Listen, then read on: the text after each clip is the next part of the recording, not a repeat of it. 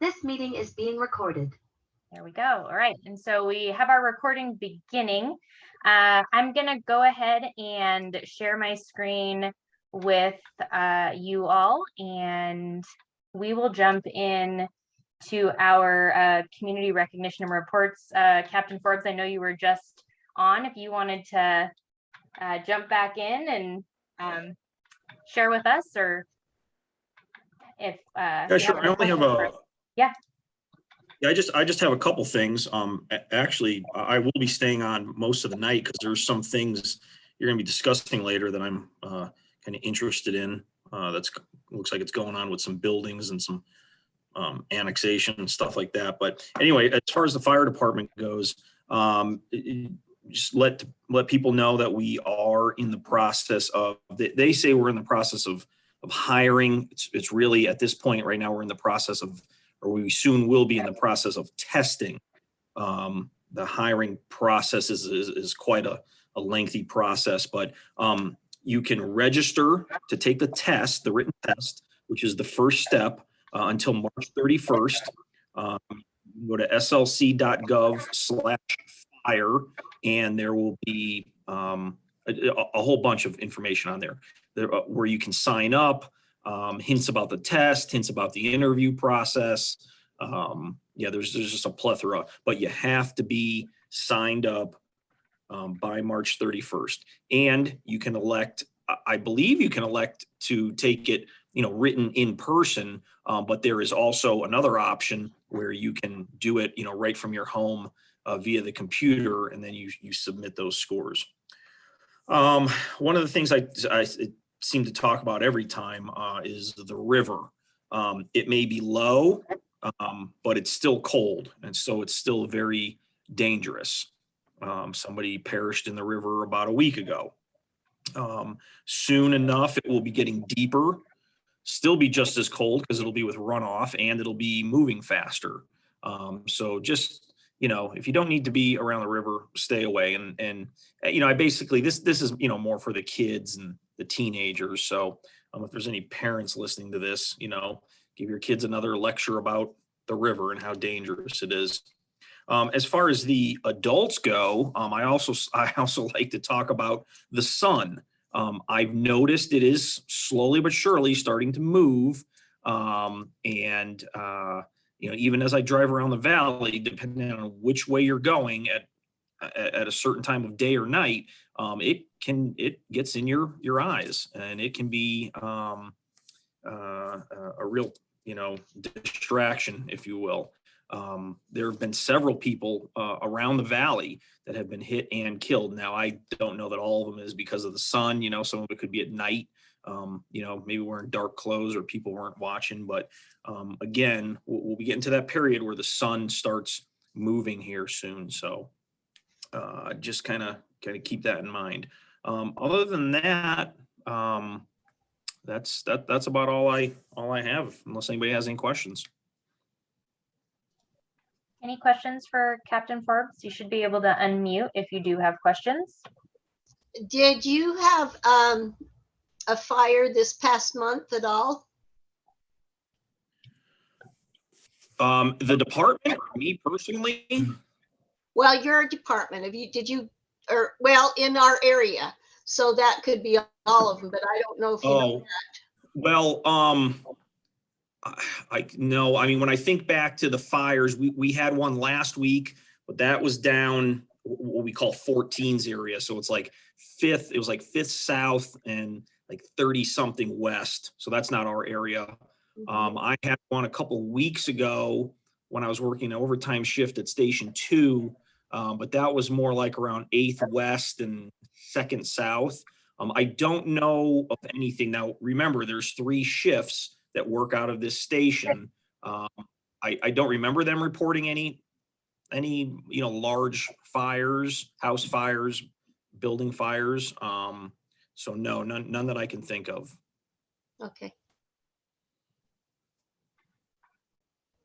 Any other questions for Captain Forbes?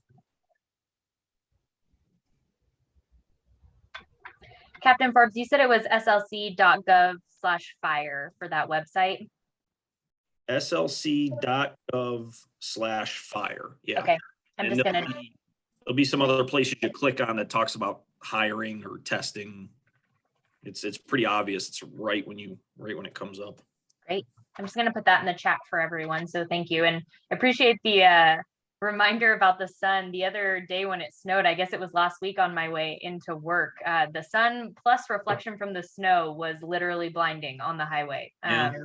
So it's a good reminder. We don't often think about that. All right. Well, thank you, Captain Forbes. I know you said you're going to stick around for some of the other content. With that, we'll jump over to Detective Oliver. Do we have you on the line? I'm here. Can you hear me? Yes, we can. Oh, fantastic. That's always a good start. So usually just like to start with any questions or concerns that you're seeing in your neighborhood. Are there any questions we can start and then maybe go through a few incidents and numbers, and then we can ask for some more questions that might pop up. Anything right now? Man, I like this crowd. All right. So let me pull up my numbers for the District 1 area. And I'm working on it a little bit different. I'd like to eventually get it broken down more into our community council districts instead of the whole district in general. And it's kind of given me a little bit of a hassle to do those numbers. So right now I'm just going to do the District 1 data for the last 28 days. And we'll just go through it real quick.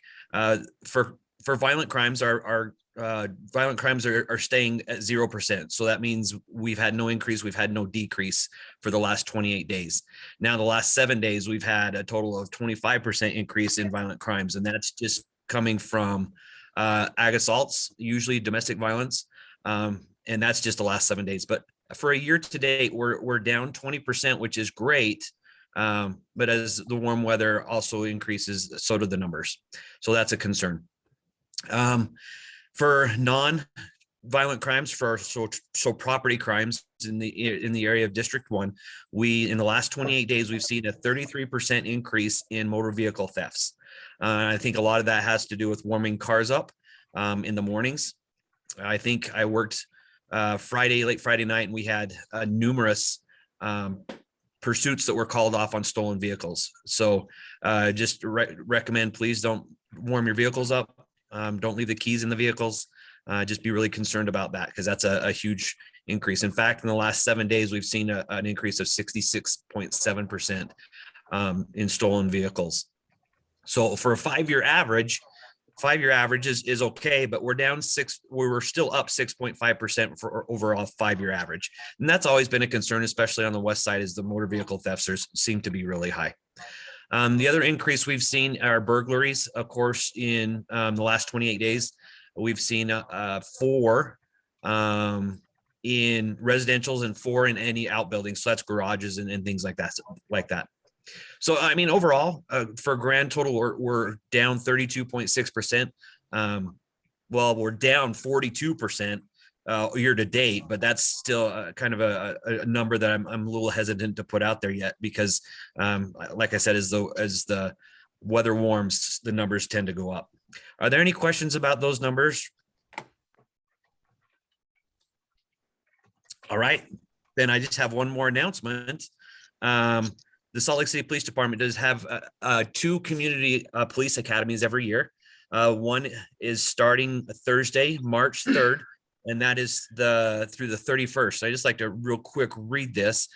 And if you're interested, if you follow Salt Lake City Police on Twitter, then there's a link. You can also go to the Salt Lake City Police Department webpage under the Community Academy or Community Engagement link. The requirements are you have to be 18 years old, you have to live or work in Salt Lake City, and just click on it. And you can start the process of being accepted to that. The one thing is, it's every week for 5 weeks, starting March 3rd and ending March 31st, and it's from 6 to 9. Now, this Community Academy it teaches you what we learn in a real brief condensed version of constitutional law, use of force, life as a patrol officer. You get to meet some of the gang detectives, the canine or homicide detectives. You get to meet SWAT and learn about what they do. So I really recommend, if you have any questions or concerns about how we're trained or what we do, that's a great opportunity to learn. So I will see if I can put that in the link somehow. Not quite sure how to do that. So you know I what? will try that. I think Lynn Skidmore put it in there. Lynn, you recently attended, right? Did you have anything you wanted to add to that? Yes, I completely enjoyed it. It's very interesting, and you get to see how the police are from the other side of the bars, I guess.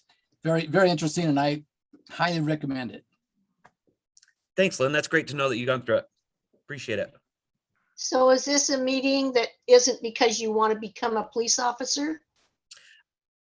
For the community in general, if you want to become a police officer, you're more than welcome to come through the academy, the community academy.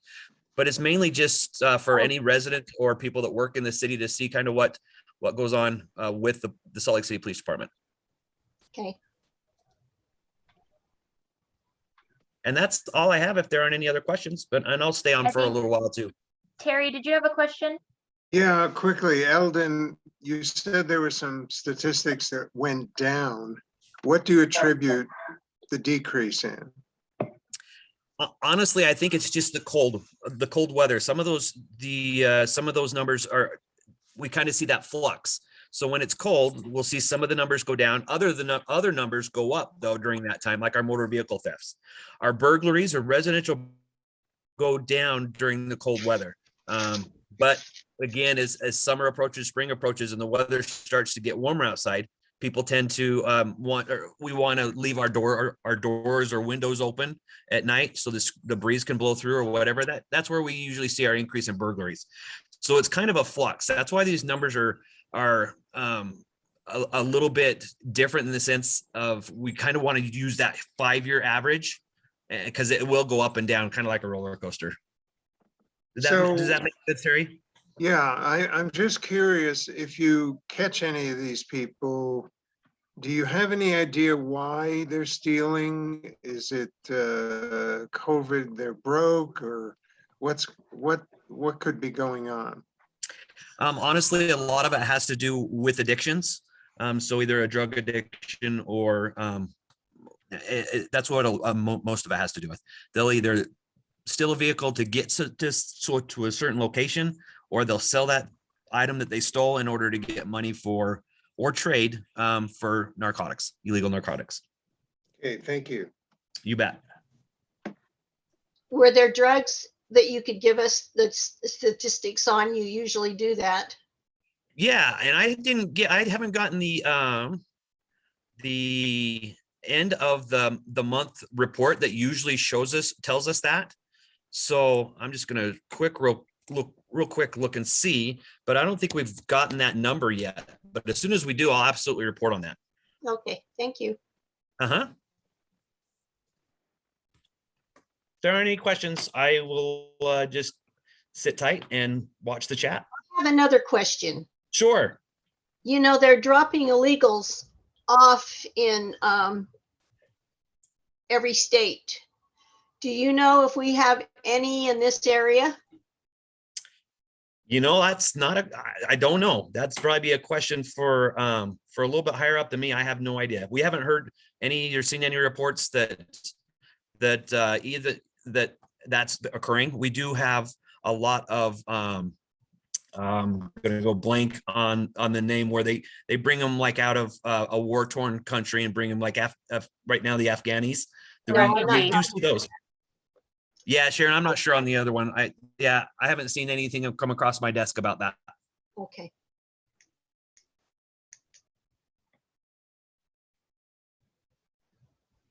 All right. Hey, Allison, it's all yours. Have fun. Yeah, thanks, Detective Oliver. And before we move forward, I did just want to take a moment to just say thank you to Detective Oliver, Captain Forbes, everyone at the fire department, Salt Lake City Police Department. We just want to thank you for everything that you do for us. I know Sharon's been in contact with you all, but if you haven't heard yet, or even if you had, we do have some goodies that we would like to drop off to you just to say thank you. And recognize you for your work. And so watch out for contact from Sharon if you don't have that already, so that she can get you those goodies.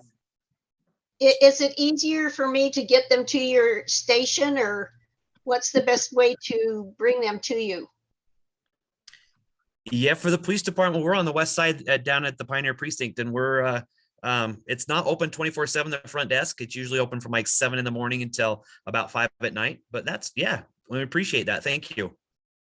Yes, thank you. What's the address? Oh, you would ask me that. I'm sitting in the building. It's on 7th South and like 11 Jake Garn Boulevard. So I think that's 1200 West. Okay, Great. Thanks, Sharon. because I do have it, bring it to you. Thank you, Sharon. Mm-hmm. I'll bring it to you on Friday sometime. Okay, we'll look for you. Okay, thank you. Thank you. All right, so next up we have Josh Raboyo from the mayor's office. Josh. Yes, thank you. Good Yeah. evening. My name's Josh. I'm from the mayor's office, and I just have a few updates to share from the city. And I have a list of links that I'm going to post into the chat right now and then go over them.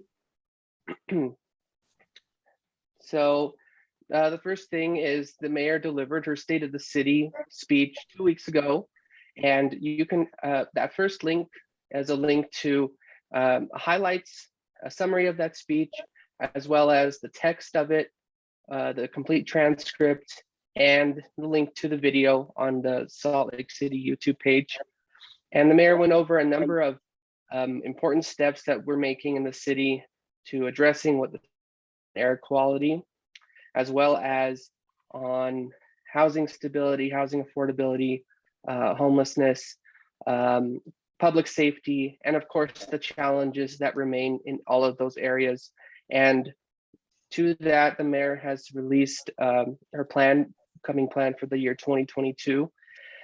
slcmayorplan.com is where that can be seen, and you can go back and read previous summaries of the years 2020 and 2021 and the plans and goals set out for those years and progress reports on those stated goals. And I'll share my contact info too for anyone that wants to contact me or share any comments or questions on any of that. And then on the air quality issue again, as you know, Free Fair February is going on right now through UTA in an effort led by the mayor, as well as other local governments in the state and partners. All UTA services are free during the month of February. So we encourage all residents to take advantage of it. If you don't already take advantage of UTA services, this is a good opportunity to start doing that. I share that link because it does also contain a link to a survey where you can answer questions about your knowledge about the Free Fair February, whether you plan to use it, whether you would use transit more if it was free. And I believe you're entered to win some prizes if you fill out that survey. So I encourage everyone to fill that out and share your thoughts on Free Fair Transit. So, and last but not least is a standing issue, our boards and commissions in the city.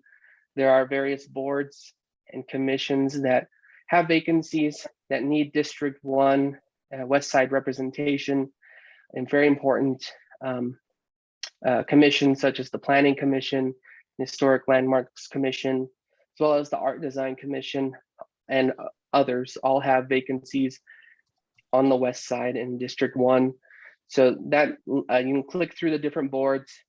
For the most part, there's really, it's not a huge time commitment, and the main qualification is to be a Salt Lake City resident.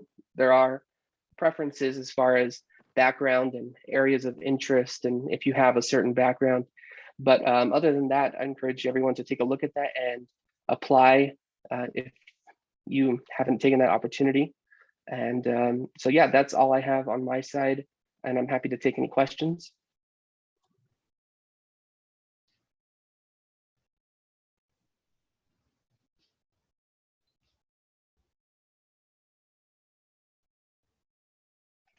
Right.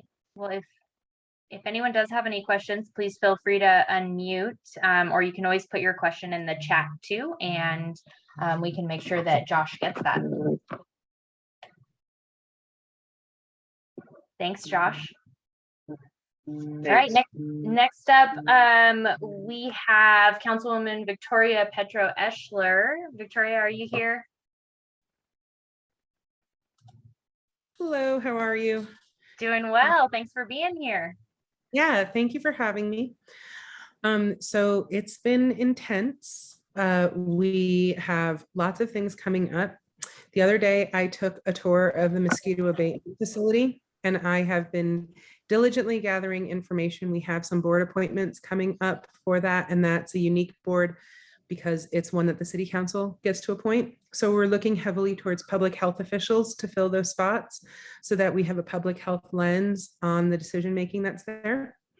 I saw that you all, Armada, the inland port, and the status of the annexation. So I will go through those three and then we can ask questions after that. So let's start with the annexation.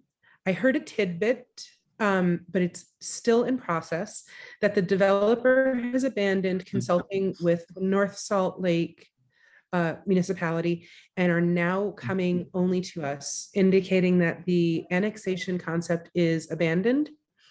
And also that residential has been taken off the building. That's a mixed bag for us because more warehouses might not be what we want there either. It brings its own. So we'll stay vigilant around this and figure out what's going on with it. But for now, it appears as though Salt Lake City is the primary negotiating vehicle for this development, which makes me feel a lot better. I really am sad at how this particular tract of land has been treated so far. So I'm excited to be able to advocate. The Ramada. It is currently functioning only in its capacity for high medical needs. So for those of you who have been by there, it's the square shaped hotel with the courtyard in the middle, and 90 beds in the middle are filled right now. And those middle rooms have been reserved for people who have some sort of medical condition, making staying in a shelter not ideal during the pandemic. So the people who are filling these beds are allowed to be there all day long. It's open 24/7. And it's terrible to say, but it's actually kind of a more decent population for us to get a grasp on, right? Like these are people who actually need care, who need a place to rest because of various medical needs. There's an element of the emergency overnight. And in the old hotel, that's going to be handled in those old conference rooms. And so the plan is by mid-February to have that open. They're coming to the city to ask us for another $300,000 to fund the day-to-day operations. The state is willing to put up $300,000 if we match it. I still have really big problems with that. We've already provided the zoning adjustment. We've already paid for the security around it. I just really don't understand why we have to pay for everything, host everything, and our neighbors have to deal with the increased traffic risk and everything that comes from this. I find it frustrating, but that's what's currently on our plate with that. After that, the property owner, Kevin Warburton, is planning to make it deeply affordable housing. I was supposed to meet with him 2 weeks ago, but then got COVID and my kids got COVID and we did a crucible where we were isolated from the world. So I am picking up again and planning to talk to him about his plans for it and to leverage it to the safest, best possible outcome for us. But that looks like that's what's on the horizon. Inland Port, as you all know, there is a bill at the Inland Port that is going to restructure the board. Currently, the board is 11 seats with representation from the local municipalities, one from the Salt Lake Mayor's office, one for the Salt Lake Council, Magna, West Valley are all represented. And then there's a couple other seats. The frustration at the Capitol is that the politicization of this has overrun every decision and created just a quagmire. And it's all private property anyway. So the developments are starting to happen. They're just happening ad hoc and potentially in a way that's going to damage us more. So I have been up there as often as possible, talking to anyone who can listen to me, telling them that we acknowledge that this project is here. We acknowledge that there's pending litigation, and that's really the only thing that could change any sort of outcome, but that our community deserves not just representation, because I wanted to offer us an advisory committee. I told them, cool, we'll do an advisory committee. That's fine. We'll do it well. But we have to have the vote. We have to have the voice to give us the chance to give feedback without the power to shape what happens in our own backyard is a disenfranchisement that we can't settle for. The official city position is that we want both the administrative and the legislative and the council position on the board to be preserved. But the goal is to shrink it from 11 seats down to 5 seats. So the likelihood that we preserve both of those seats, especially given the historic tensions between the state and the city, isn't awesome. So we're working with the administration and the council have been able to come together and actually talked and leveraged some really great ideas. All this to say, there's a lot that I'm not allowed to disclose at this point. All this to say, though, that your city is there. We're working hard.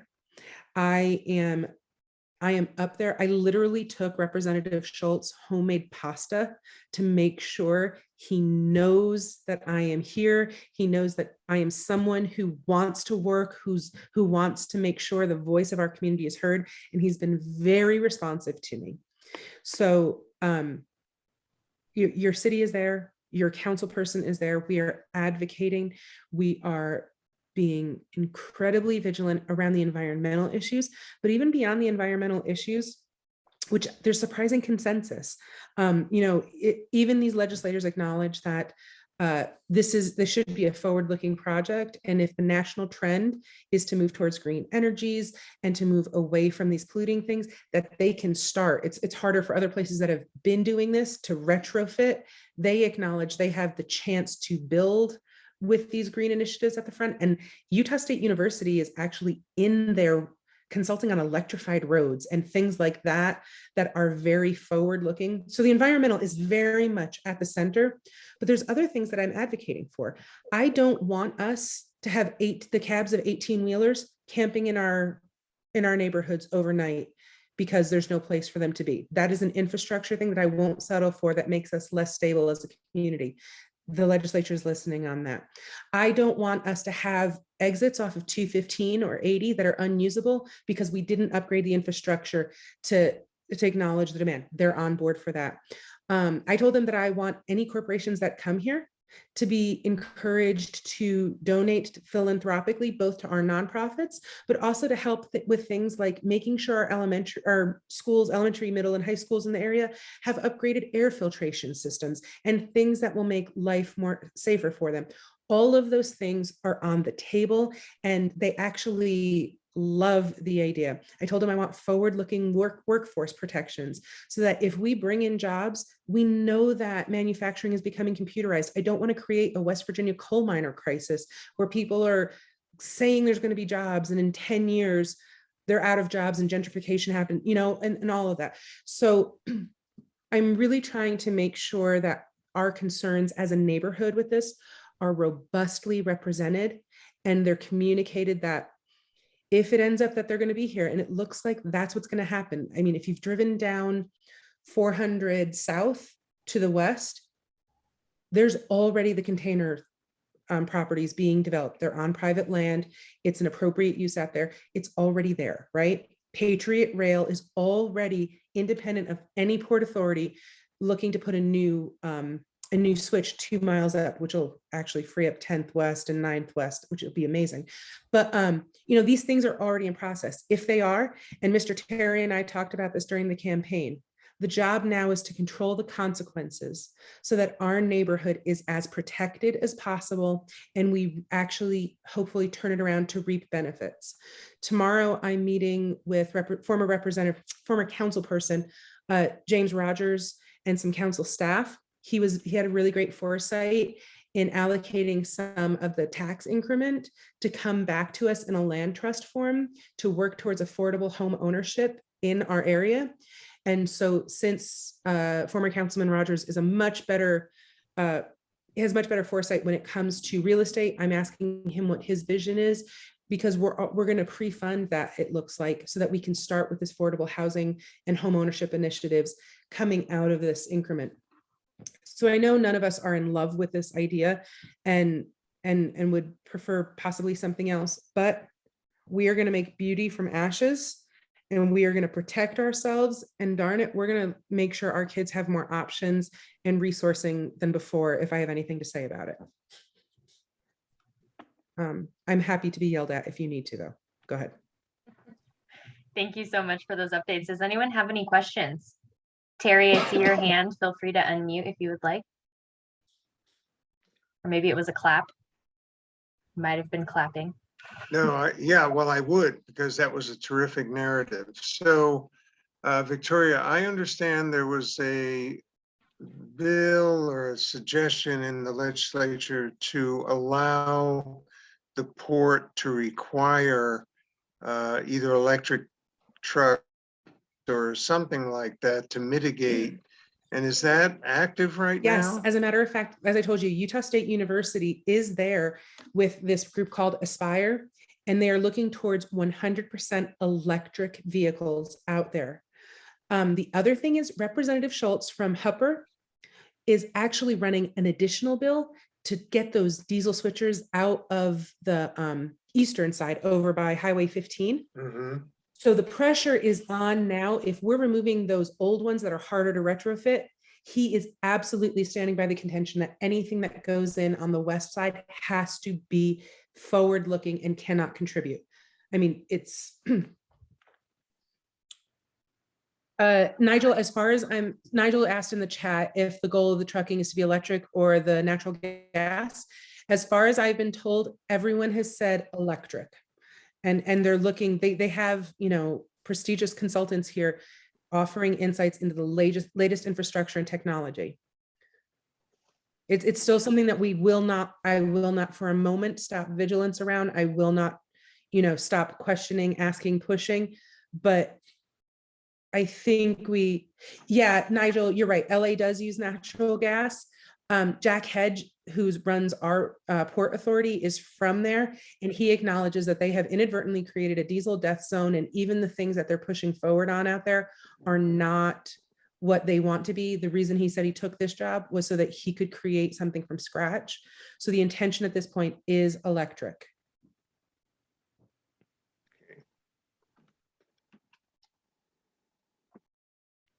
Any other questions?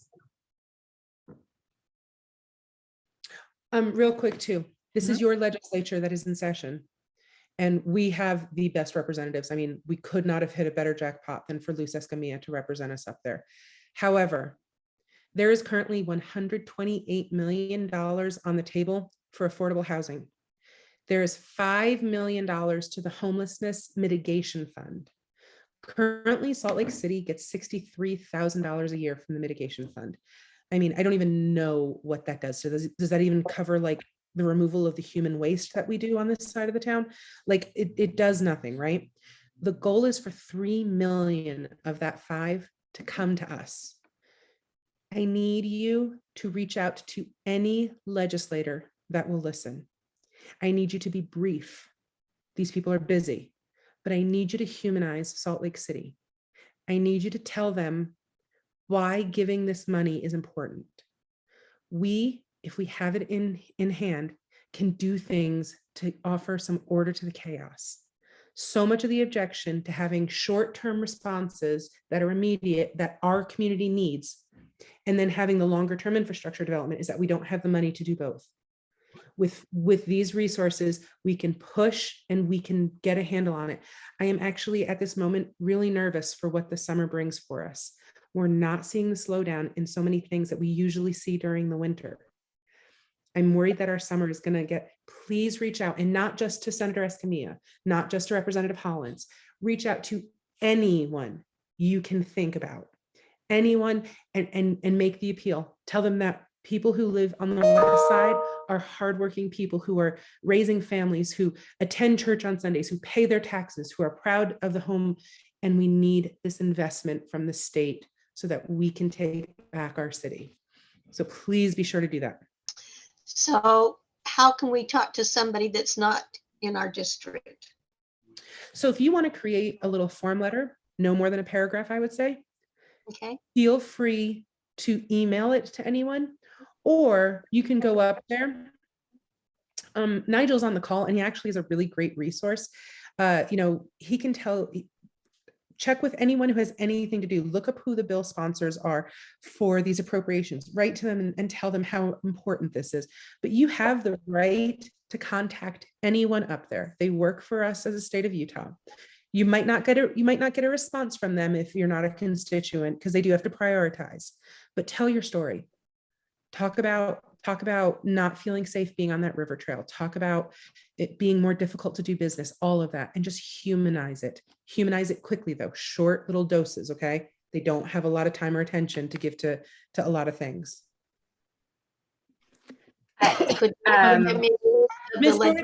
Miss Dorothy, the appropriation for the homelessness mitigation fund is the homelessness mitigation fund. And then the appropriation, Nigel, help me. Do you know if there's a title on that bill? I know it's the affordable housing appropriation that we're looking at that was recommended by the governor. Yeah, so I was on a call this morning with Senator Niederhauser. It's Representative Elison is the sponsor on the mitigation one. It's not numbered yet, but the title is Homeless Services Amendments. Thank you, Nigel. I've been so mired down in the inland port stuff. You're very welcome. Yes, thank you. I see, Terry, that you have a question. We'll go ahead and have this question, and then I do want to make sure we can move on to get to our other scheduled presentation so that we have time for everyone. Okay, it's really just a comment. So I'm working with the group Stop the Port.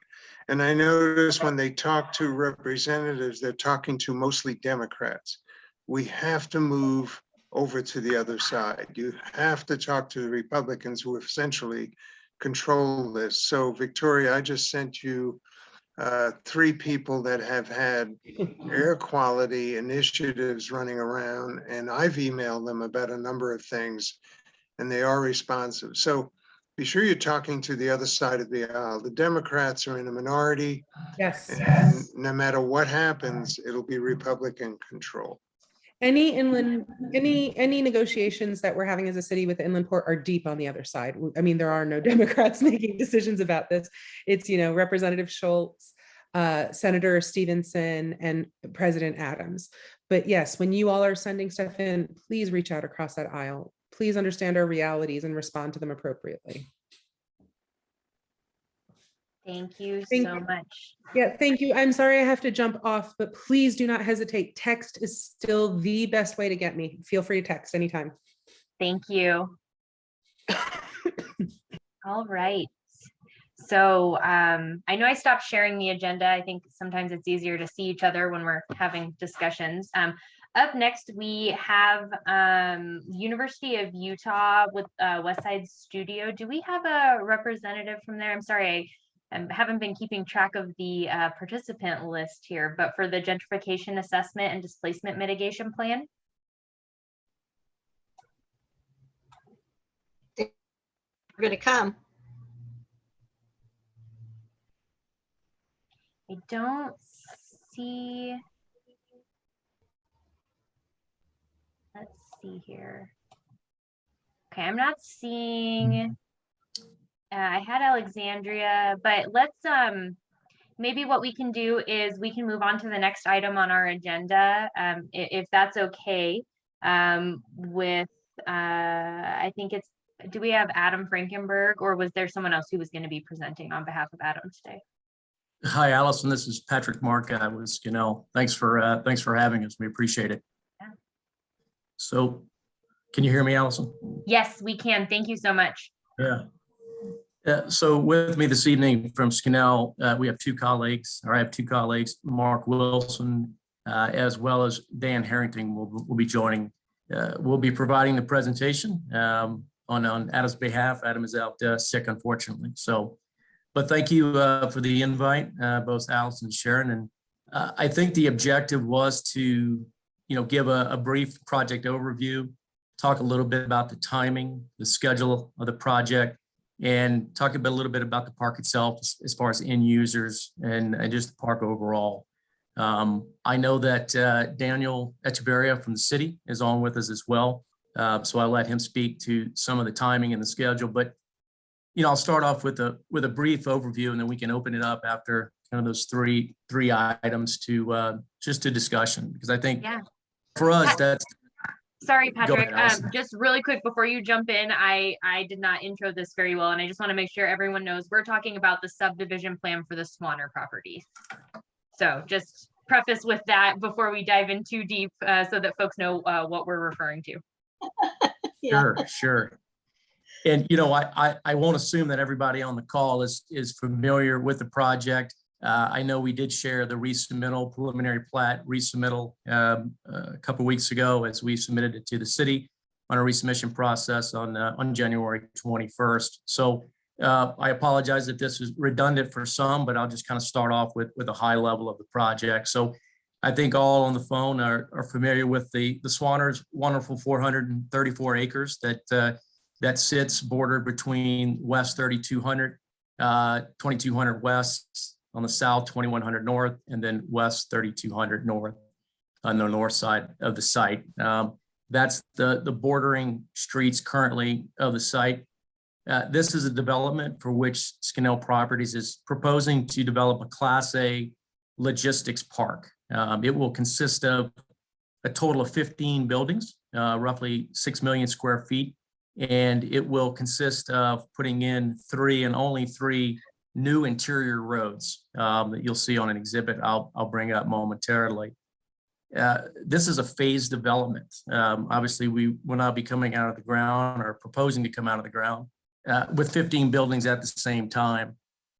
So when I speak of a phased development, we would be looking at basically bringing roughly 2 to 3 buildings out of the ground every 12 to 18 months. And obviously, some of that is caveated on market demand and so forth. So it'll run, that's the run rate of the project, that a couple buildings per year is the plan. If I can share screen here. Yes, absolutely. You should be able to. And if you can't, hold on one second. Hold on one moment, Patrick. Sorry. You bet, Allison. Hey, Patrick, can you give those bordering streets again a little bit slower? You bet. I will, when I share this exhibit, it'll make a little bit more sense. So. All right, you should be able to share now, but let me know if you can't.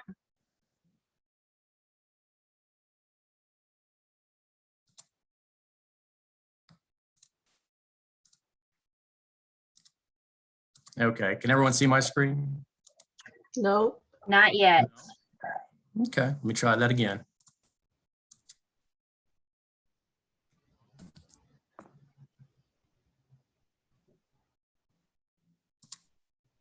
How about now? Yes. Yes. Okay. And I'll try to blow this up, and I apologize. I don't know who posed the question, but so the 2200 West is the current road that provides access to the site. On the north side, it is bordered by 3200 North, and then you west side 3200 or West 3200, and on the south side 2100.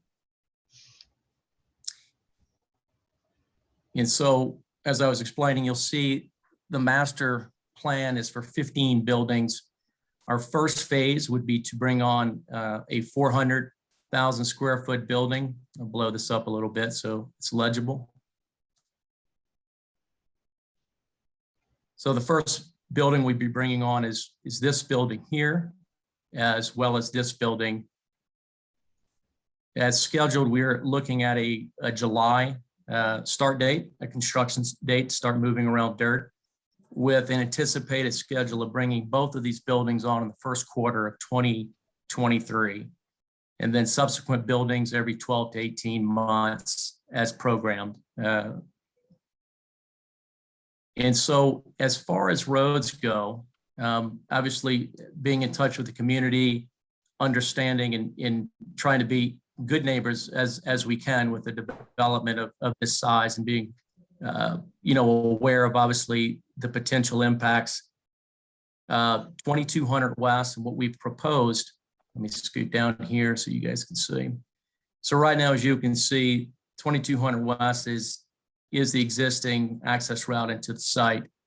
We are proposed in blue, you'll see coming off of tying into 2100 North is a new proposed bypass road that Scannell will be funding, which will alleviate, the goal is to alleviate the majority of the traffic off of 2200 West as we develop the project.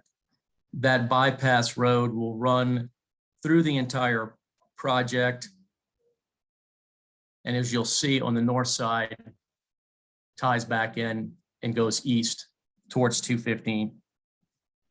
So the interior roads to be added are the public bypass road, again, to alleviate traffic off of 2200.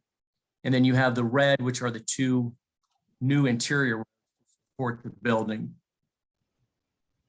We're also proposing to vacate 3200 in respect for the Duck Club and the communities on the west side, to try to alleviate any truck traffic on that side as well. So this is the master plan. Obviously, the proposed road would come as part of the phase development. Initially, the access would be on 2200 West, but that road is also to be improved by Scannell to have proper lanes, turning lanes, and so forth, with the major curb cut coming off of what is now defined as 2950 North. It's the red road.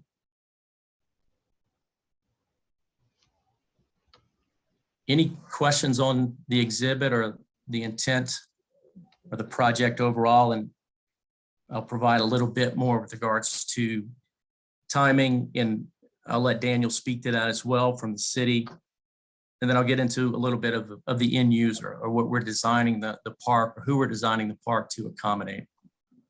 Terry, I see Okay. that you have a question. Oh, sorry. Yeah, so getting to your last comment, what exactly do the tenants look like? What are the pollution inputs, if any? What are the mitigations you intend to deal with those pollution inputs? Is this a trucking facility? Do we see big rigs all over the place? What's going to go on here? Yeah, so it is development of Class A industrial. So no heavy manufacturing, no traditional manufacturing. It is just pure distribution. You will see everything from traditional distribution companies to e-commerce fulfillment centers to a host of other logistics companies. It will obviously, trucks will access of the site. You will see semis, but that is the reason we've proposed the bypass road to allow trucks to use that as the master or the main entry into the park, to take it off of 2200 West. Okay, Patrick, let me just make something clear. I've studied this area for 10 years now. It's the most polluted area of Utah in any urban center. We've got the inland port coming in, and you've just described more truck traffic, regardless of the road the area will be more polluted, if I'm hearing you correctly. If it's distribution, it's certainly more diesel, maybe gas, maybe electric. I don't understand. What I guess the community needs to know is your projection on pollution inputs in the area vis-a-vis what already exists in the pollution inventory at the DAQ. Do you have any sort of numbers that reflect that? Yeah, I mean, we're not prepared to discuss pollution inputs. We don't have a forecast for what that may look like at this time. You know, we look at this as, you know, this property will be developed. It's zoned to be developed. You know, from an industrial standpoint, it will be less taxing on the city if it were to be, for example, developed as a master plan residential community. You look at the number of houses, the number of homes, excuse me, and the number of cars that would be populating this area. So in our studies, and we've done these in other master plan developments across the US, and obviously want to be very sensitive to that, is the studies result in that these buildings are actually less taxing on population, because the alternative would be how many thousands and thousands of cars you would have in a residential development. So it's really the lesser of two. And I know that doesn't answer your question as far as inputs, but I'm not prepared to speak to that this evening. I don't have the data on what pollution inputs would be. Well, diesel truck uses many more times, contributes many more times pollutants than a car. So I think to do service to this community, you need to have some numbers of pollutant inputs based on diesel traffic or whatever traffic you have. Otherwise, you're doing nothing for this community but adding potential problems. And when you get those inputs, and you can talk to the DAQ, Division of Air Quality, Bryce Bird, to find out what the inventory is in the area and how to overlay what you plan for inputs. Otherwise, we're not talking at the same level if you don't know what this is going to do to this community at all, bottom line. Thank you. Thank you. Thanks, Terry. I know Lynn had a question, and then I believe Dan Thompson also had a question. So we'll go Lynn and then Dan. Okay, these lot numbers and the big rectangles, is that kind of the footprint of the building, and little parking spaces are along the borders? Are those parking stalls or something? They are, yes. That represents both auto as well as truck parking. I see. Okay. That's my question. Yep. Thanks, Lynn. Dan? Yes. Are you there? Yep, we can hear you. Go for it. Okay. I see the blue marks you're saying as a new road, and the blue mark right in front of my house looks like a 6 million square foot building all the way along 2200 there. If I'm not looking at this right, then at 2900 you got a road east-west. Mm-hmm. Salt Lake City is going to allow a road through the airport property further west there from 2100. That's how long before that road is developed, and it looks to me like you're going to use 2200 for your access road all the way through until you build your other road, which you got 2 or 3 buildings on the west side of there, but you got all 5, 6 buildings off of 2200. Another thing I'd like to know is what year you are going off the survey recording to subdivide this place. So I'll try to start your initial questions. One was about a 6 million square foot building across 2200 West. The largest building proposed is 1 million square feet. So that's representing the entire, actually 1 million square. The 2980 North Road, the red road, that would be the only curb cut off of 2200 West. And that would initially be the access route into the park as we work to develop the bypass road into the park. So yes, it would be delayed. It wouldn't be the initial access pointing to the park, but potentially delayed 12 months or so. There's obviously a process we have to run, and there's issues or hurdles we have to overcome with wetlands and so forth as we put that road, as well as with the airport. So you're absolutely right. It will take some time to develop that, but there should be minimum traffic as we do that, in that it'll take 7 to 8 months or 10 months to even to construct the buildings and then to lease them up and deliver them.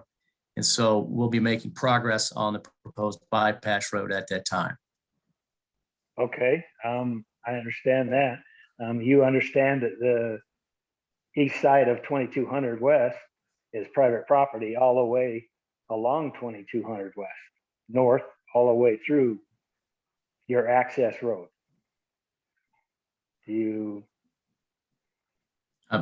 I'm sorry, I apologize. I'm not following you. You're saying from 2100 north, or?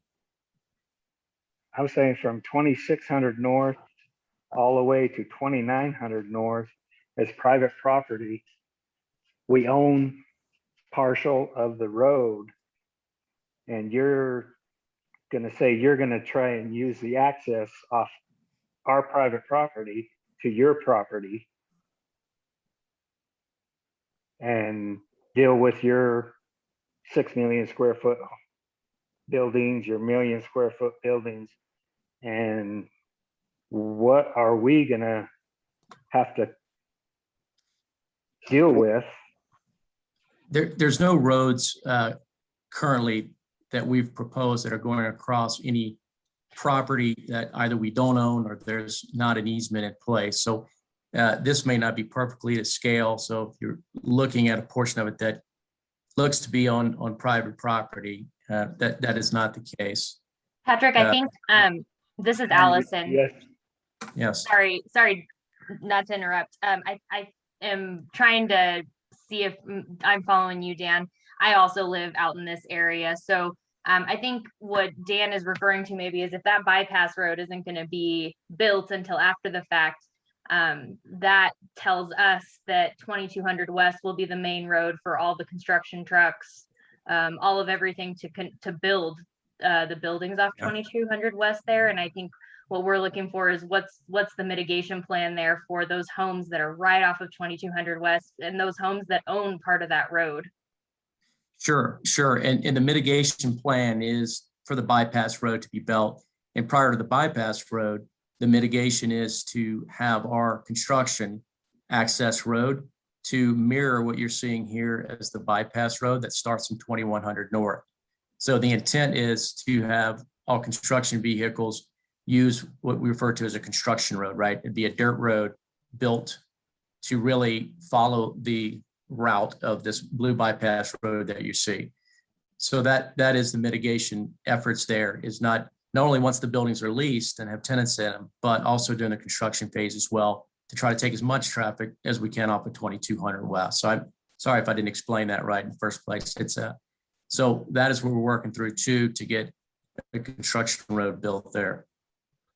So I'm not over promising. It's not going to take 100% of the traffic off of this initially, but it will alleviate, it'll have a material impact on taking a lot of that traffic off 2200 West. And it's something that, we've thought through on how to do that, how to accommodate both the Duck Club on the west, the residents on the east. And that was to fund that road from the Swanner property all the way to 2100 North. So. Okay, thank you. Yeah. So- We've got some so other in the- questions. Dan, did you have some follow-ups? Oh, I got a whole lot of questions. So what year are you, this has been resurveyed, the whole area, into I'll put it as a preserve. The Swanner property, my property, everybody's property out here have been resurveyed in 12. What year are you guys going off of trying to sell this to the city?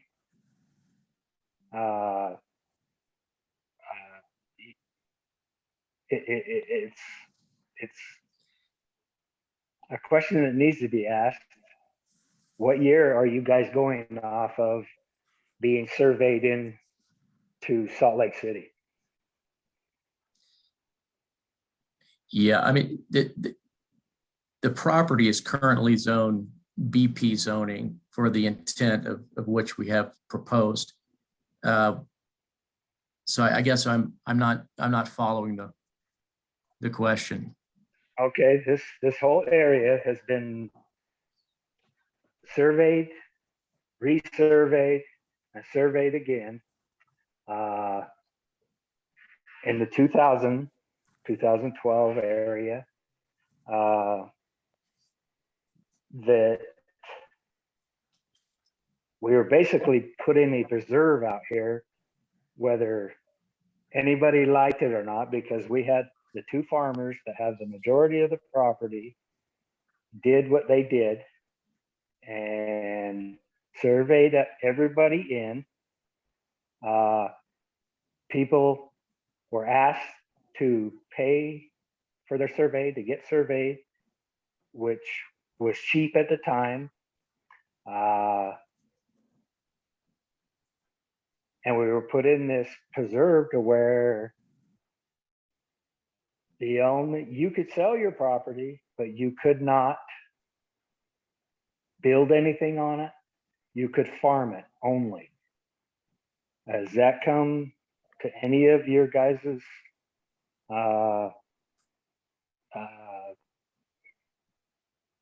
ideas looking at the area or anything like that?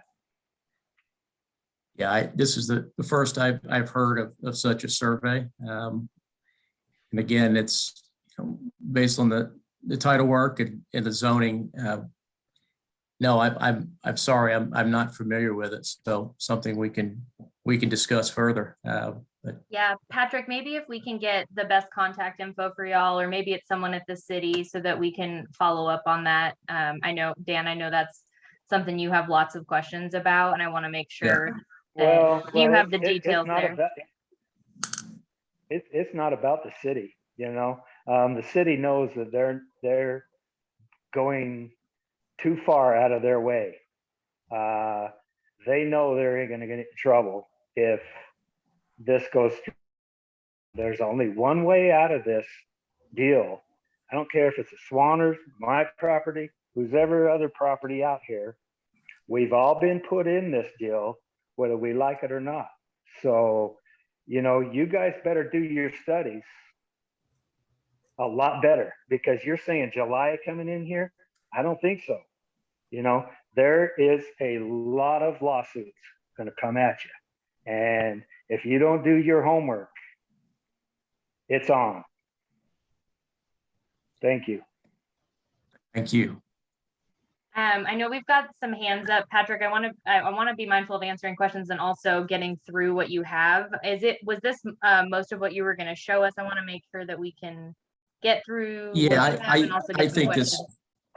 I think this covers it. It was just to give an overview and a timing, and I think we can address hopefully the questions we'll address what's most meaningful for the crowd tonight. So Awesome. I think Okay. it's probably the questions. I see, Captain Forbes, you have your hand up. Did you want to ask your question? Yeah, I just had a question and maybe this is so low level that it'll be taken care of, but when you get up that far north, I can tell you right now, the water supply in that area is what I will say dismal at best. I believe there's a 4-inch line that comes across a field from Redwood Road. So the GPM and the pressure is barely workable. I'm assuming that you guys are gonna improve that greatly. Your assumptions are correct. Yeah, no, we realize and have accounted for the improvement in all utilities, including water. And we'll have lift stations and improving all of that to a great detail. So, yeah. Okay, and I'm sorry. One last thing is I'm assuming these are like I'm going to call them the standard warehouses like we have around most of the west side here. So they're tall, but they're not too tall. As far as like flight paths go and stuff like that, approaches and departures from the runways. Yeah, so we do have height restrictions here, which we're obviously complying to, and they are within the FFA flight or out of the flight path and complying to flight restriction heights as well. Okay, thank you. No, thank you. Appreciate it. Thanks. We have one more question from someone with their hand up. So Terry, we'll jump to you, and then I want to jump to some of the questions in the chat. Hey, am I on? You are. Okay, so Patrick, I just looked up 1 million square foot warehouse has 196 dock high doors for 183 tractor trailer parking stalls and 433 car parking stalls. So what I think you guys need to do justice to this community is take models like that are being built around the country, see how much pollution 183 tractor trailer traveling through this community and cars coming in of workers from elsewhere, to do justice and get some numbers and tell this community it's going to add X CO2, SO2, CO, NOx, sulfur, etc. You really need to do that before you even begin to talk about any of these roads, because you are talking about many millions of square feet here, many, many diesel trucks coming in. So I think to, again, to do justice, you really need to get those figures. Thank you. Thank you. Thanks, Terry. Patrick, we do have a question kind of going back to that bypass road. Are there any guarantees that trucks are going to use that dirt road that gets, kind of built out for that construction phase? We've heard that in the past, and we're wondering if it's going to be like written into a development contract to ensure that the mitigation is followed. Yeah, and I apologize. The first part of the question broke up. It's something about the dirt road and the bypass road. Oh yeah, are there guarantees that the trucks will use that road instead of 2200 West, whether written into a development contract or something along those lines? Yeah, that is the intent. Is that yes, they will have to use the construction road and not 2200 West, given its availability. And again, this is something we're still working through for approval and with the city as well as the airport. Thanks. But besides that, you'll use 2200 West to try to develop your property there, right? Yes, we will have to utilize 2200 West in the interim until we get the bypass road built. Okay. I'm trying to go back down to this map you got here on 2200 to the residential area right here, where are you about to enter your property on the Swanner property off of 2200? So if you can see the screen, it's the red road coming off 2200 West, just above Lot 3, Lot 4, and Lot 6. Okay, so that's 2900 north. It is labeled 2980 North right now is the temporary name for the road. Okay, so you'll be coming through the majority of the residential to 2900 from 2100 to roll in your earth, concrete, rebar, etc. Correct? We will be doing that until, yes, we get the bypass road built or the construction road built. But the intent is to have the construction road built just as quickly as possible. So we're not waiting to build that construction road just to service phase 2 or phase 3 or the ongoing phases. The goal is to have that as a primary construction point to also service phase 1. So while the permanent bypass road will not be built out immediately, the construction road intent, or to be proposed, I should say, is to have that construction road mirroring or following along what you see as the blue bypass road. So we're trying to get that done immediately. So you're going to access from North Salt Lake off Center Street and access off 2100 North to your site. Correct. Both directions. So we're going to have truck traffic both directions until you get permits or whatever for that access road you're talking about to develop this property. Correct? That's correct. So you're not putting a road on 2600 North, east and west on the Swanner property next to Dominion? You asking right here as my cursor is going across here, right under lot 16. Yeah. We are looking at that. And that's a potential option that we continue to vet out that could serve potentially as a construction road. You know, the thought is to immediately try to get the construction road to mirror the bypass road. And so you're not duplicating efforts and having that, because that really doesn't solve for the problem of taking the truck traffic or the construction traffic off 2200 West. Right. Were you deciding on whether you were going to bring sewer and water down 2200 West all the way to 2900 North? Yeah, so the utility runs will be on the west side of 2200 West as currently planned. Okay. That side of phase of the project. Are the residents going to be able to access the water and sewer Well, hookup? it's currently going to be contingent on what system we put in place, and that's still being discussed right now with the city and the utility company. Okay. But it's a great question. Is it maybe or possible or going to happen, or? We hope that it's possible. I think that would serve all parties best.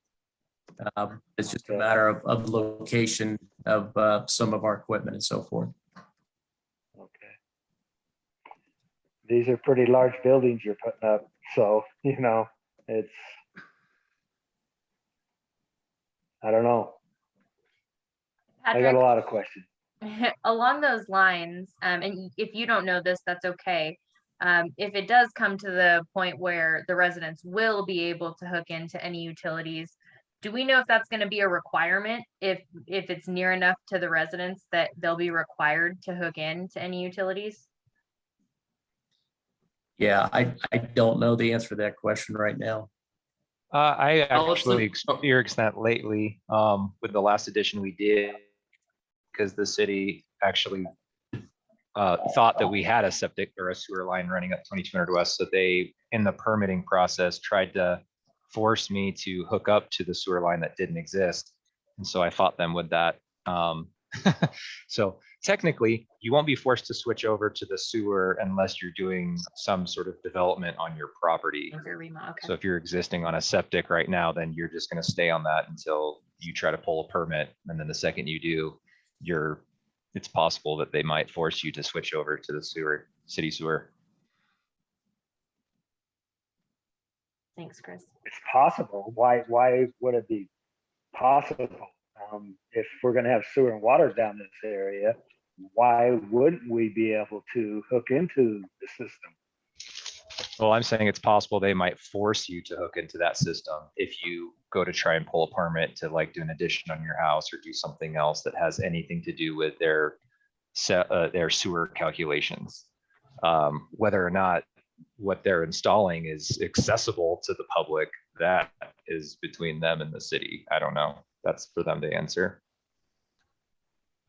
Yeah, Patrick, I can think the you city- explain that a bit more? So you were saying it's possible depending on the type of system you put in. So is it really just, whether it's actually usable for the residents, like it's for a residential to hook up to it? Like, what are some of those factors that would dictate whether the residents are actually able to hook in? Yeah, it's whether it's a forced main closed system that would just service our site and be located on our site versus one that's, an open system where we would have a lift station further south on 2200 West. And so it's a different system to the community, just as far as a tie-in goes. Got it. So it's a forced main system, and I would be kidding to tell you I could speak in a lot more depth about that. Dan Harris, if you'd like to jump in there, please do so. But I don't want to speak out of school as I'm not an engineer. This is Daniel from the planning department. So Patrick's correct. They're working with public utilities on determining what type of sewer line they can connect into their property, and whether it's a forest main that just will purely serve their property, or if they're going to just be able to install a standard sewer connection that could be used by any adjacent property owners. And around the required connection into the sewer, their Salt Lake County Health Department has regulations that if a sewer line comes near your property within a certain distance, they can trigger you actually having to tie into the sewer connection. But they do have hardship standards, and it ultimately is up to the Salt Lake County Health Department. Thanks, Daniel. We did just have another question come through the chat. So Ivory had originally been looking at this land, and they had agreed to consolidate the required open space in the business park zone to kind of consolidate it in certain areas to help mitigate noise, all the things kind of as a buffer. Is that something that this proposal will do something similar, or is each subdivision going to be required to meet like the BP open space requirements? Yeah, so we're required to meet BP open space requirements and the 15%.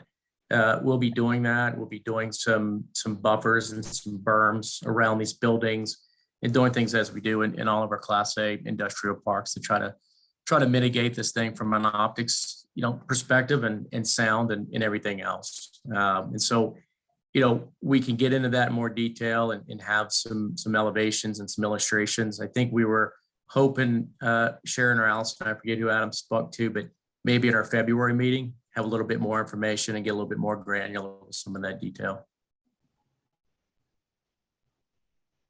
Thank you.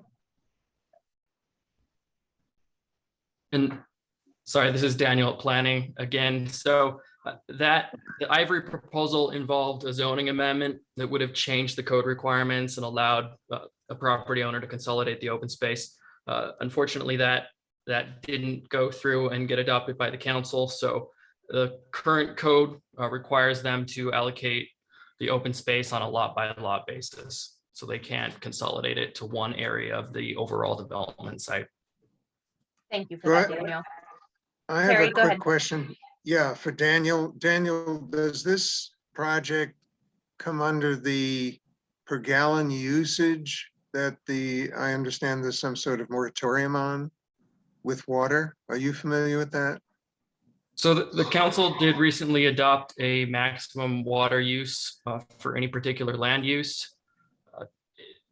It doesn't really affect a lot of uses. Generally, a warehouse use isn't going to be impacted by the water land use threshold. Something like a bottling plant would certainly come up against that water use threshold that the council recently adopted. But has a developer given you any numbers to measure that against? It's not something we can do because we can't forecast actually what the user is. But to Daniel's comments, under the BP zoning, this is purely distribution. It doesn't allow us to entertain anything like a manufacturing or bottle company or anything from a manufacturing perspective that uses a lot of water. Historically, warehouses just don't. They don't have a large sewer capacity need, water. They just don't. They're typically, for their size, are not occupied by that many employees on a constant basis. So they're not very water taxing, so to speak. Well, Okay. if you know they're not water taxing, then you might have some numbers. Again, I'm just gonna state very clearly, Patrick, that the pollution numbers are easy to get, overlay with the DAQ, excuse me, and the approximate water numbers so that you think you're safe or you're just guessing. But I've seen the inland port as a good example. We don't have any numbers from them to speak of. They're developing the place. They're moving on, like Victoria said. And this is just another project that's going to pollute the community. And you haven't given any numbers to say it won't add any more than what is already there. And you need to do that. Thank you. Yeah. Well, I have a question, and the buildings that are being built south off of 2200 there and 2100, the water usage is very high. Have you seen the green space that the city has speculated off the building from curb and gutter to the building? How much water they use to water the grass? The mosquito abatement, how much they use for water that taxpayers are paying. Nobody else is. The taxpayers are paying for their water use. Well, I think this Very development, high. 15% of this is what, 60 acres of green watered grass? I mean, how is that little water usage? Yeah, it doesn't necessarily have to be landscape with grass either. There's other alternatives that are less impactful to the environment that we use in a lot of parks that we would propose doing here as well. But as far as the facility goes, and I think that was to Daniel's comments and mine, the facility itself does not use a lot of water. You got to have fire. There's a lot of water sitting in those pipes. Besides what's sitting out on the outside. A 1 million square foot building, that's a whole lot of water sitting on top of you. Pressurized. There's the planning department, of Salt Lake City is got to adjust. They're crying because everybody doesn't have any water, but here, we're putting millions of gallons into these 1 million square foot buildings, 500 square foot buildings, 6 million square foot building. Come on, how much water is that going to take? Yeah. We'll get just some numbers on the water consumption. It's going to be high, I'm pretty sure. Might surprise you. I know we're coming up on time here. Patrick, I wanted to go back to one thing you said, and I apologize if I misheard. So please correct me if I did.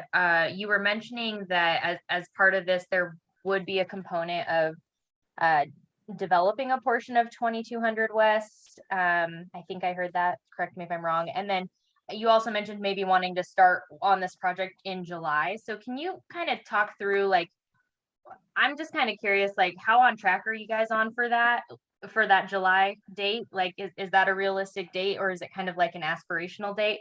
And then I'm also wondering, like, what those developments along 2200 West would look like. Yeah, so I'll address your first question. 2200 West, we would be improving the road from where Hamilton Partners developed, the buildings that are south of our development on the east side of 2200 West. For those of you familiar with the road, you know that it's developed. The road's wider, but once that project stops and it goes back down to the narrow existing road it is. So we would be responsible for improving that for the length of the 2200 West that's fronting our project.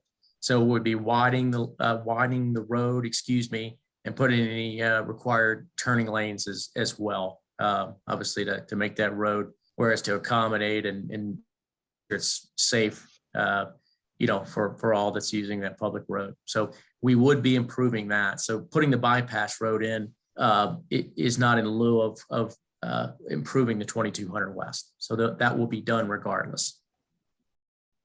But to be clear, it's only improvements on your frontage. That is correct. So from your frontage all the way down to the mosquito abatement, or just barely north of mosquito abatement, is going to be a skinny farm road.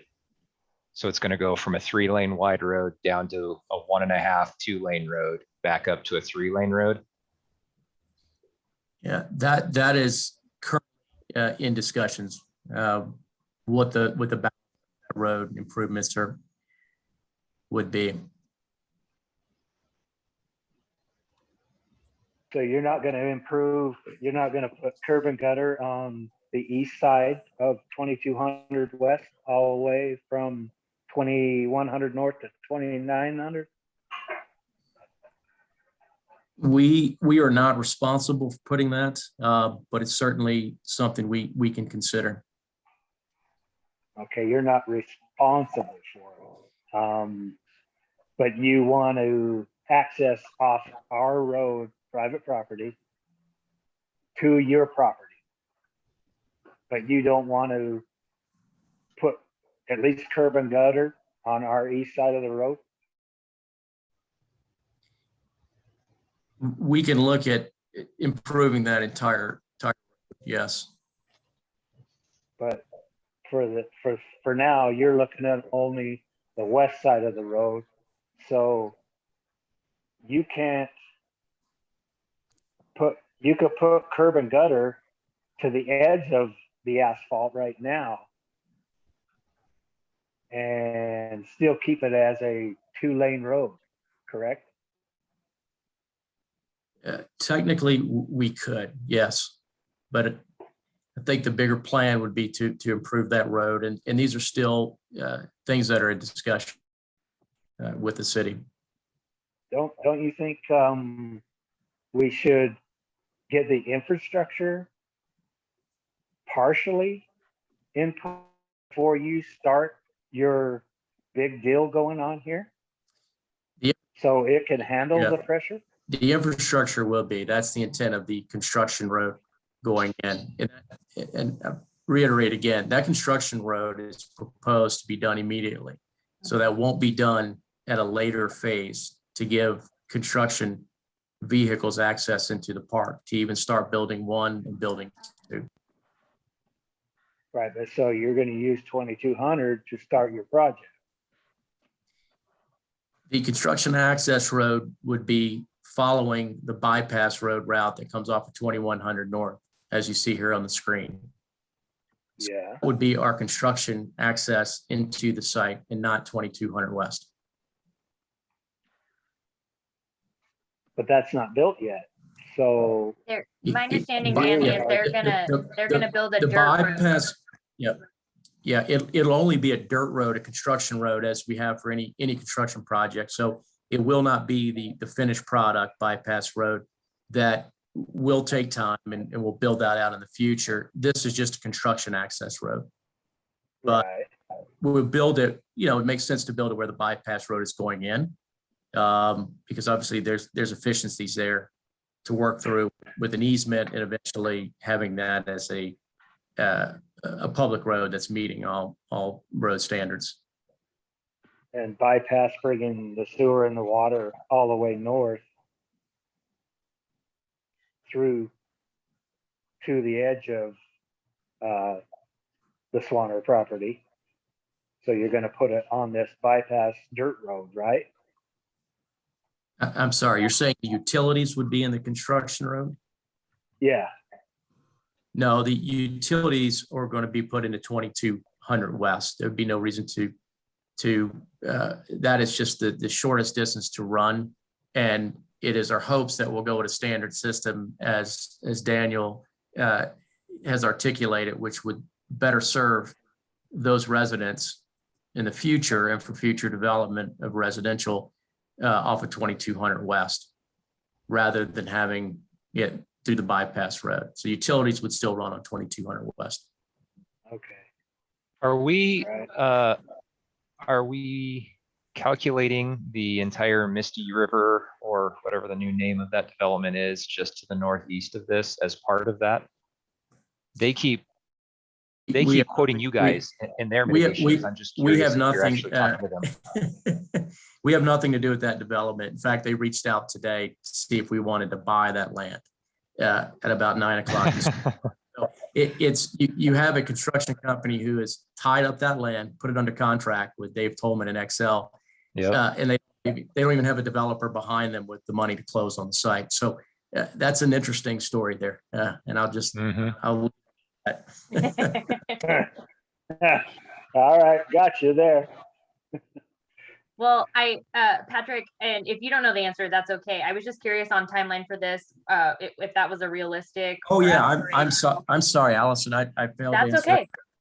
Yeah, it's we obviously have to run the process. Right now, we have submitted the preliminary plat resubmission, I should say.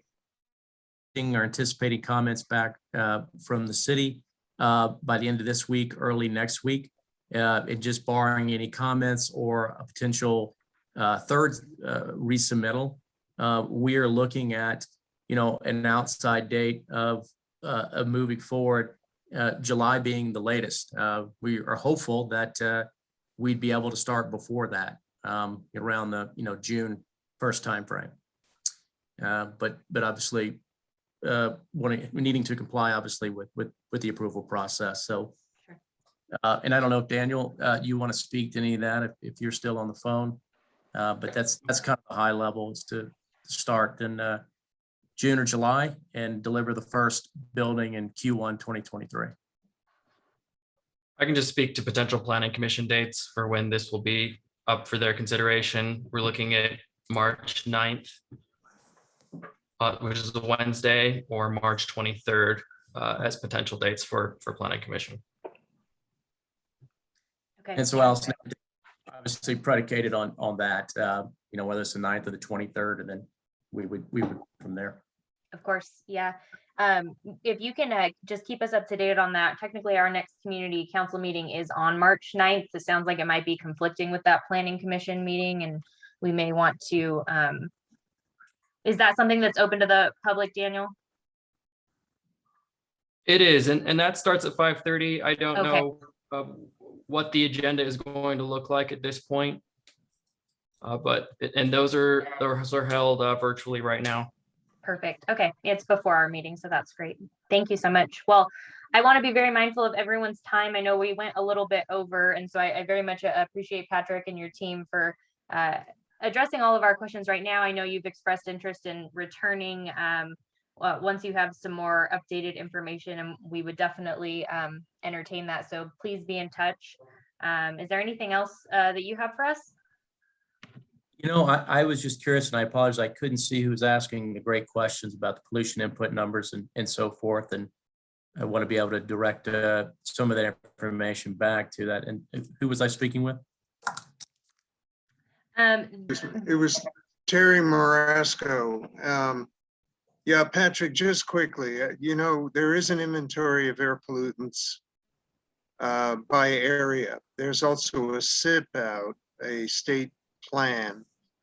And I think you guys need to figure out, just like I did in about 5 minutes, how much pollution diesel trucks will contribute given the square feet, and see if in fact increases anything to do with the community. Again, this community is the most polluted in the state of Utah.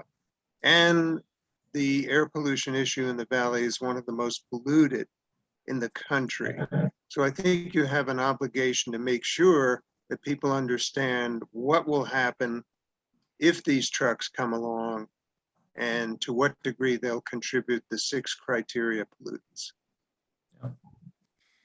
Well, I sincerely appreciate all the questions. And look, this is a big development. We certainly want to be mindful and try to minimize it, any impacts we can. We do this a lot across the country in a lot of developments. And, this will be, if approved, somewhere we'll be for the next 10 years. So obviously that's important to us. So my point is, I appreciate the time letting us join your meeting, and I do appreciate all the questions, and sorry if I didn't have answers for 100% of it. So we look forward to potentially getting a little bit more granular on some of the stuff in the next meeting. Absolutely. Hey, Thanks. Patrick, this is Dan. You can stop by. I'll make lunch. I'll have to All figure right. out if you're a good cook. I'm good cook, believe me. All right. No, we appreciate you know where Go ahead. I'm at. You know where I'm at. I'm sitting right here every day. Just stop by and say, hey, all right? Will do. Thank you very much. Allison, Thank Sharon, thank you for having us. Yeah, thank you all. And thanks everyone for joining us tonight. That concludes our meeting for the evening.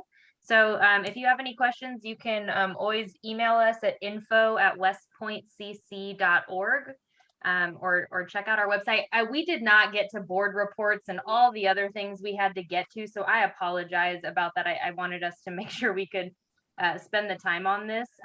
But we will have some board reports for you all, and we can get those posted. But if you wanted to see election results, that's on our website. And then you can also take a look at the agenda for any additional announcements. But thanks, everyone. Thank you.